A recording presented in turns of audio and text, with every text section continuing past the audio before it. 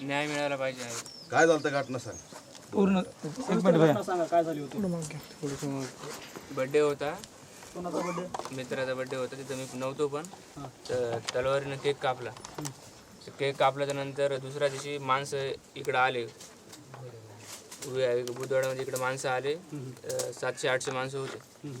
तर मग त्याच्यामध्ये आमचं पण नाव घेतलं, दैठणा पोलीस स्टेशनला आमचं पण नाव तलवारीनं केक कोणी कापला?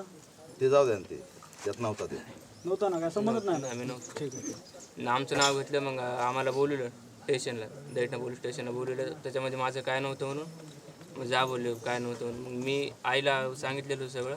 आई बोलली आता इथं नको थांबू, तू मावशी इकडे चल. मग आई, मी माझा भाऊ, मोठा भाऊ जिनिंगपर्यंत गेलात आम्ही. तर आईच्या गाडीवर, भाऊच्या गाडीवर आई होती, समोर गाडी होती, माझी गाडी पाठीमागं होती. तर माझी गाडी पाठीमागं, आईची गाडी समोर जाऊ दिली, मला अडवलं पाठीमागं. अडवल्याच्या नंतर मला मारू लागले. मारल्याच्या नंतर आई आली वाचवण्यासाठी. तर त्यांनी आईला पण धक्का देऊन खाली पाडलं. तर आईच्या पाठीमागं लागलं, तर डोक्याला लागलं. तर आईला उपचारासाठी भाऊनं मी साईडला टेबल होतं तिथं ठेवलं आणि उपचारासाठी नेलं. ते दगावल्या. तिथे त्यांचा उपचार मृत्यू.